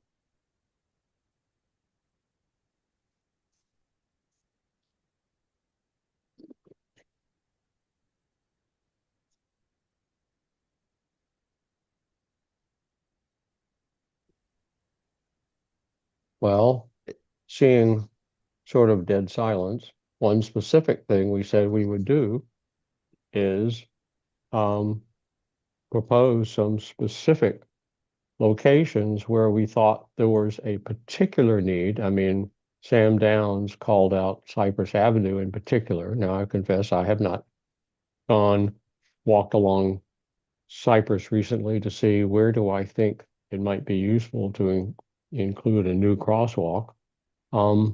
But that's certainly something that we should be doing, thinking about what does anybody have something that you want to sort of put in the queue for us to consider as a recommendation we might want to make. What if we start with some of the crosswalks that we had identified earlier, or maybe just like copy that list? Because I know that on that list there were some that were just here's a curb ramp without a crosswalk, but there were others where it seemed to me that we could very much use a crosswalk there. And then maybe we could have some sort of like voting so that we can select 10 or 20 or however many we want to submit to DPW. Well, given that okay, this can be a case where my thinking is just different from everybody's, and we can decide as a committee what we want to do. So I was thinking more along the lines of one or two to recommend, because what we heard from Sam was that any suggestion we make is basically going to trigger an engineering study to see if a particular location meets the town, state, and national requirements for putting in a crosswalk, and not to mention ADA. So it seems I was thinking about a smaller number, and frankly, more than a test case. So I was looking for something that's sort of particularly compelling. I'll be honest, there might be one of the crosswalk of the intersections I looked at that's half compelling, but not really compelling because they're sort of in quiet residential neighborhoods. But there was one that was a fairly sizable intersection, so I thought a crosswalk could really help. Jesse, you have a hand up. Yeah, I think I'm on. Yeah, I was gonna say, going back to Cyprus, um, the glaring missing painted sidewalk, I mean, it has lines but no hash, which is so important that it have the hashes, is right at 22 Tappan at Cyprus. There, they're just empty lines. And the same thing at the other end of the park at Davis. And that's where your high school students are crossing the street all day long. I mean, getting to school and also going to the CVS, Veggie Crust, that CVS area to get food, near the Pierce School sort of construction area. So when they're going back and forth there, I'm amazed that this far down the line, um, crosshatch lines were never painted at Tappan and Cypress and at Davis and Cypress. It's just waiting to have those lines put in, but it's never been done for many years. Yeah, the And problem here, that's affecting. the problem here is that the town policy has been just to use the parallel lines as signalized intersections, and both of those intersections are in fact signalized. And only to put in the horizontal crosshatch when it's an unsignalized crosswalk. We have pushed for them to change that, and what I'm hearing, and I would certainly agree, that we should reiterate our push to, apply crosshatching. And it seems to me that if we start out saying in areas around schools, that fits in with the two intersections that you've just identified, and I'm sure there are others that also fit in well with that. I mean, Elliott Ackers is a signalized intersection. I can't remember whether it has the crosshatching or not, but that's the kind of thing where I think that if we want to send several things, make several points to the transportation board, reiterating our point for the crosshatching in areas with vulnerable populations such as students makes a lot of sense. I would agree with that. Well, why would I want hatching at all points where there are lines? I don't understand. It's not a big put cross hatching in. Well, I mean, it is everything adds up. Everything adds up. I like it or not, every line you draw adds up, and it has to be replenished. I mean, if they're painted, they have to be replenished every year, or around school areas twice a year. So the budget always matters. It doesn't. I mean, that's why I say focus on areas with vulnerable populations, because we're more likely to get a favorable response and a favorable hearing in such areas. Whereas we say just do it everywhere, which would be nice. I'd like that. But I think if you make too big a request, it gets ignored completely. If you make a sort of medium request, then you get part of it. It's trying to figure out what kind of request gets a decent hearing. And I'm not saying I'm always right about that. Heavens no. I know, but Yeah. it's just the big step apparently from the town's point of view is the cross lines, the decision that that's a safe place to put cross lines. The cross hatching seems like a pretty trivial addition. I mean, you don't need approve, essentially increase safety for pedestrians.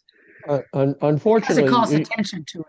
unfortunately, you broke up. So, but I think I got the sense of what you're saying. What you're saying is that that kind of request, adding cross lines where there's already a crosswalk, doesn't occasion a new engineering study. In a sense, that work has already been done. There's already been met the requirement for having a crosswalk. Now it's the kind of thing is, what does that crosswalk look like?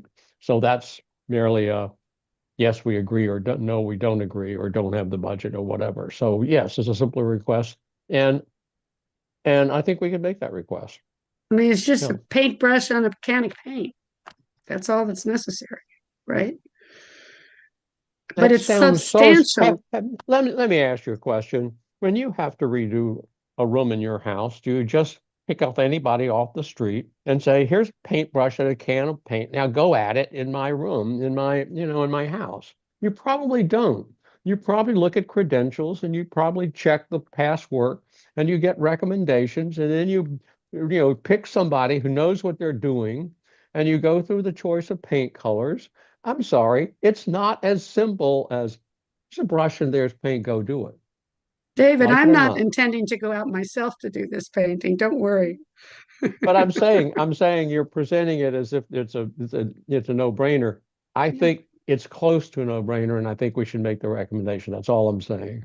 Yeah, I would also, Um, and I just add, David, that you're right. Elliott Acres outside Hayes has lines, but no hashes, no cross lines. However, um, at the high school, though, they filled in the white parallel lines with reddish pinkish paint at each of the crosswalks. So oh, they don't have the lines that are orthogonal to the cross lines that make the crosswalk, 6 feet wide or whatever. But they yeah. have filled them all in pink or pinkish reddish paint, and that Oh, that is very noticeable to people. Maybe not at night, but certainly during the day in terms of watching for people that are in this colored sidewalk area. So someone went ahead and did every single one around the BHS with pink on blue, pink on, pinkish reddish paint filling in. So it can be done that the schools get a slightly upgraded treatment for student safety, student and staff safety. that's sort of interesting. Um, yeah. You can Google Uh, it. yeah. Just responding to a chat comment from Abby. Yes, when they're redoing a road, they put in new crosswalks with thermoplastic. Well, actually, not thermoplastic, with the inlay. Their preferred now is the inlay. The second choice is the thermoplastic. And then third choice is the paint.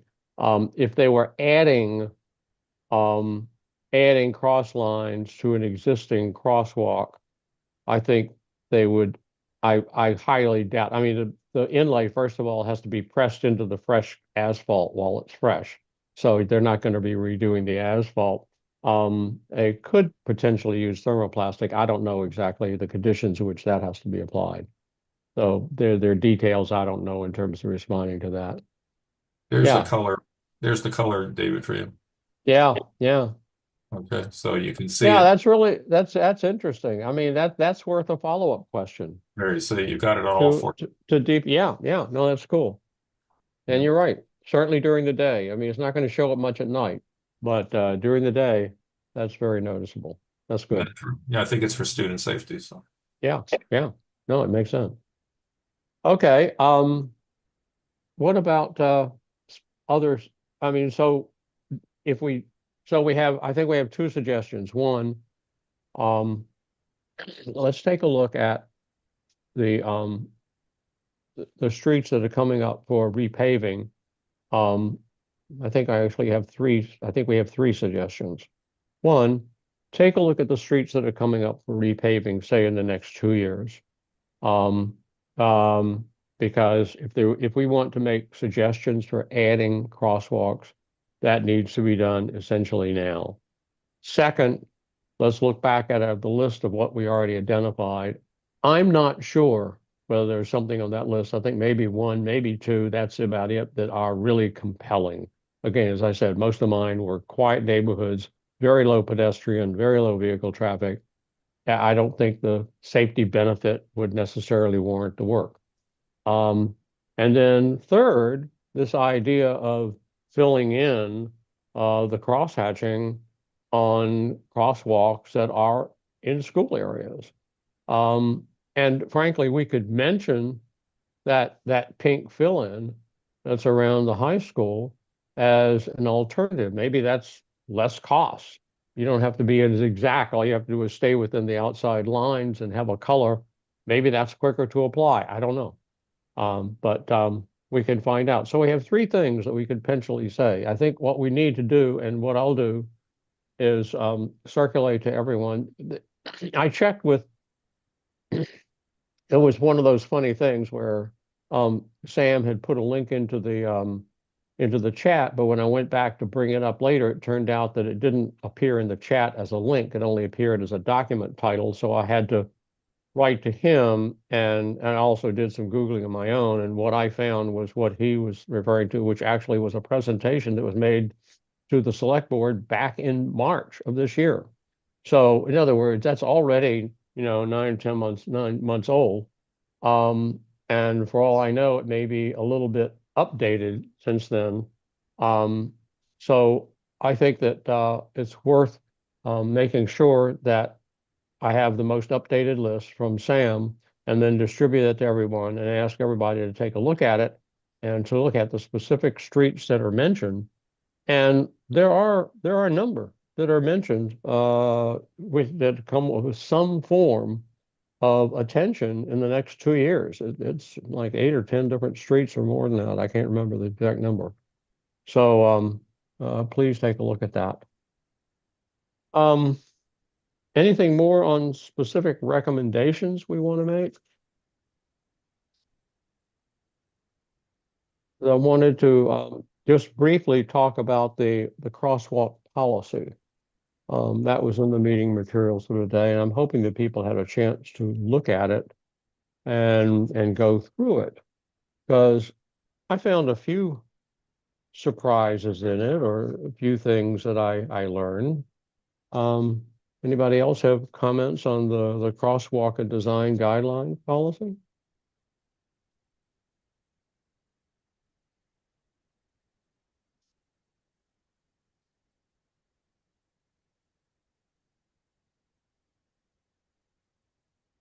I mean, one question is to what extent Brookline is actually follow its own rules. I actually had an incorrect memory. I read one requirement. I thought it was interesting to read the requirements of where you are and are not allowed to place pedestrian crossing warning signs. So you're not allowed to place them at a signalized intersection, in advance of a signalized intersection, or in advance of an otherwise controlled intersection that is controlled by stop sign or yield sign. You're not allowed to put signs in that warn about a pedestrian crossing. I assume the thinking is that, well, you've already got something like the stop or yield sign or the traffic light that's telling traffic to stop or yield, so you don't need the additional signs. Where you are allowed to put them in is at uncontrolled crossings. So in fact, I did a little walking up and down Babcock Street today, and what I saw was that in fact, Brookline was obeying its policy. The crossings across Babcock Street itself, well, Babcock Street doesn't have stop signs or yield signs. It's a through traffic street. And so you're allowed to have signs that warn about pedestrian crossings. And sure enough, there are signs warning about the pedestrian crossings at each one of the crosswalks. On the other hand, at the side streets coming in, for example, Freeman, where it comes into Babcock, that is a controlled intersection. There's a stop sign there telling traffic to stop when they get to Babcock. Not that everybody does it, but it's a controlled intersection from that standpoint. And so there is no crosswalk warning sign in advance of that crosswalk across Freeman. So it was just interesting to be newly aware, or maybe aware for the first time, of where you can and cannot put in such warning signs. I didn't think I realized that before. Another surprise for me, if I'm reading this policy correctly, is that supposedly the MUTCD actually seems to require daylighting. It talks about a requirement to have basically the way they word it is sort of funny, but it's basically do not install parking spaces within 20 feet in advance of a crosswalk, which is basically what our daylighting policy says. And so if you look at the last 2 pages of the crosswalk policy, those pages came from us. Those diagrams, they're slightly better drawn versions, but they basically were diagrams that I created as part of our proposal to the Transportation Board to establish a daylighting policy. What I had not realized that MUTCD said something similar. It just didn't we went into a lot of special situations where you did and did not need daylighting. In some cases, it would just be redundant. Other cases would be unnecessary. So we tried to focus on only requiring it where it was really necessary and helpful. But the fact that there was already a daylighting requirement of some sort in the MUTCD was a surprise to me. Did anyone else notice the sort of anti-pedestrian tone up in the very beginning of the policy document? I mean, we have it is not unusual for this type of aggressive pedestrian behavior to contribute to a higher incidence of pedestrian accidents and cause a greater number of rear-end collisions. I'm sorry, blaming the pedestrians for the rear-end collisions? If you're driving so carelessly and fast that you can't stop, and you have a rear-end collision, I'm sorry, I don't think blaming the pedestrian for that is a problem. But this says, a pedestrian using an unmarked crosswalk generally feels less secure. So this is an argument for not having crosswalks. I mean, I found it strange. It evidently didn't hit anybody else that way. Maybe nobody else noticed it. Jesse? I was just going to respond that when I read that, I didn't read it the same way you did. Okay, go ahead. I think all they really meant there was that when a pedestrian's in a crosswalk, they feel more secure. A marked crosswalk, they feel more secure because they assume cars will stop for them. But the other half of that paragraph, when I read it, said, okay, if they're in an unmarked crosswalk, they already feel that they're in a riskier situation potentially, and so they'll be more careful, which seems to be common sense. I mean, I think. Well, Right. I would actually be interested in what the data shows. Right. Is it true that there are fewer accidents at unmarked crosswalks? That could be that fewer people are crossing at unmarked crosswalks, more people are crossing at the marked crosswalks, so there's a big volume difference, and therefore, if there are accidents, there's a larger volume to be potentially affected. We just don't, sometimes it's very hard to know how to interpret the data, but it would be nice to have data. I mean, even from the school side, if you count the number of days of school, the number of kids moving back and forth to school, and look at it over a school year and look at year over year and ask yourself, what's the probability, God forbid it should ever happen, right, of a student being struck by a car? In decades, it may never have happened. If it happened once, it's terrible. We never want it to happen. Of course, we're working against that, but the statistics may be actually very, very low, extremely low, right? I mean, we don't know. It's interesting. Am I the only person who hadn't really caught on to the fact that in recent years we've actually had 2 pedestrian deaths in Brookline, and in both cases it was a pedestrian death caused by a vehicle turning right and striking a pedestrian who was in a crosswalk? Am I the only one who didn't know that there were 2 of those? And both not at a signalized intersection either, I believe. No, I hate to say it, but one was Hammond Street and Route 9, and that is absolutely a signalized intersection. And it is in Brookline, barely at the edge of Brookline, but it is in Brookline. Are you talking about the one that happened on Boylston Street across from the Chestnut Hill Mall like 8 or 9 months ago? That one? Yeah. That's actually in Brookline. It was a state trooper. The reason I know there was just this article there in was Streets blog and in the Brookline News because the family is suing the state because it was a state trooper who was coming down Hammond Street, turned right onto westbound Route 9, Boylston, and struck a pedestrian who was crossing Boylston in a crosswalk. No, that's okay. I'll have to check because if memory serves me right, that accident occurred on the eastbound lane of Boylston outside the entrance to the Wegmans parking, like where you go in to go to Wegmans and a pot. Well, that's no longer in Brookline. Right. Okay. Okay. Yeah. No problem. Wait a minute. I've got the article in front of me. Let me see if Jesse, it I gives. think that was a separate Okay. additional pedestrian Additional, incident. okay, good. Okay. Okay, no, my understanding is this one was at Hammond and Boylston, which is Okay. just barely inside Correct. Brookline. Correct. And I just thought it was interesting that we have, so again, two similar things, right turning vehicles, killing pedestrians, and in both cases, there's sort of no fault. I mean, the idea, I mean, I've been commenting to people, if you want to murder somebody, the way to do it is to hit them on a right turn and you'll never be held accountable. That seems the way it goes. I mean, I've read stories that say this is true in other states and communities across the country, that it's just an accident. You know, the idea that drivers have a responsibility, drivers driving lethal weapons have a responsibility to be on the lookout and to avoid hitting pedestrians. I mean, the drivers are driving the lethal weapons, not the pedestrians.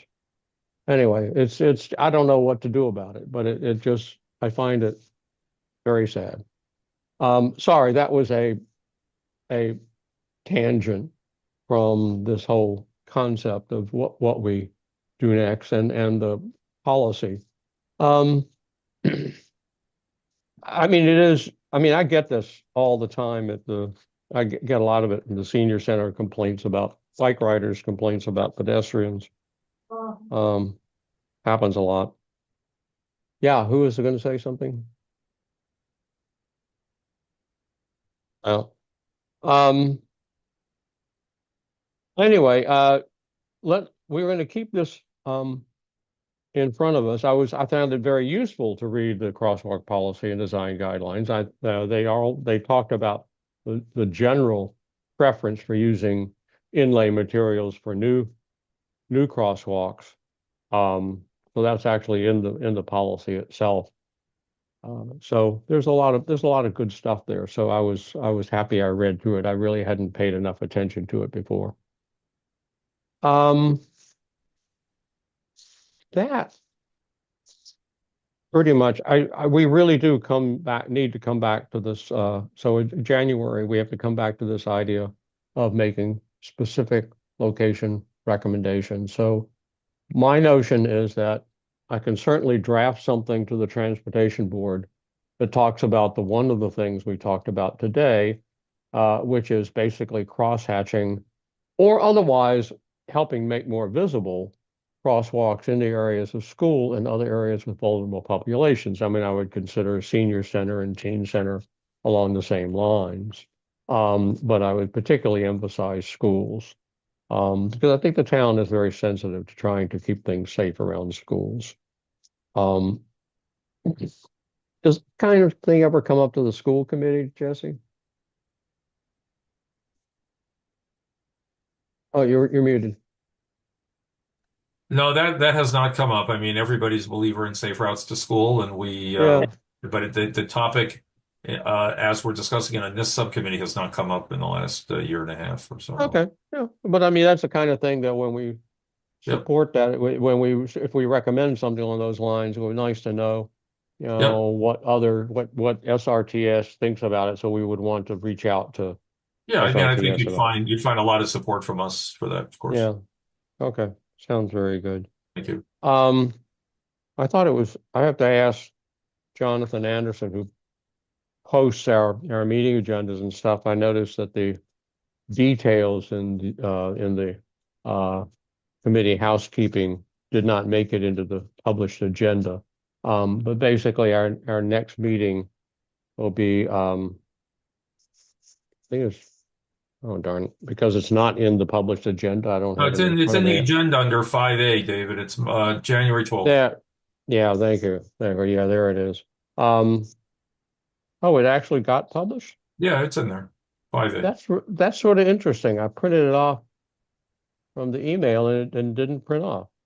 Oh, that's very interesting. I'll have to take a look. I mean, when you get the notice, you can print off the agenda from the email that it comes in, or you can go to the website in the town meetings and you can print it off there.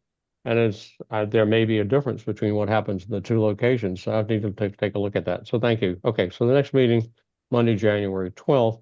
I am sort of holding on. I'm thinking, I'm going to be on the moderators outdoor lighting committee, which is going to be chaired by David Pollock. And it's supposed to get going sometime in January. Neil Wyshynski was planning to announce it, I think sometime this week. I don't think I haven't seen that announcement yet, but from what I heard from him, it sounds like a good group of people. So hopefully we'll come back with something that will actually pass town meeting in terms of outdoor lighting requirements. But I'm guessing that committee, that work will take a bit of time. And I have considered the possibility of having less frequent meetings of this committee. I think I'll stick with having the January meeting, but I might want to skip February meeting. Heck, I skipped the February meeting earlier in 2025 simply because I was out of the country. But I may just try to be meeting every other month instead of every month, unless someone else has a better idea of pulling together agenda items and things like that. So, I mean, I don't have to be here for every meeting. There could be a meeting without me. So be thinking about what makes sense for furthering the work of the committee. We can talk more about that in January. Anything else before we adjourn? If not, then do I hear a motion to adjourn? So moved. Okay, and a second. And if everybody nods their head as usual, we will declare the meeting adjourned. Thank you all very much. I mean, I think it was a really good discussion hearing. I was glad we had public response on the stuff around Hayes School. And I mean, it seems to be a pretty good start with still a few tricky things to figure out, but it's good work in progress. So thank you all. Good night. Hope everybody had a good Thanksgiving. Best wishes for the upcoming holidays. See you all next year. Bye. Bye. Bye.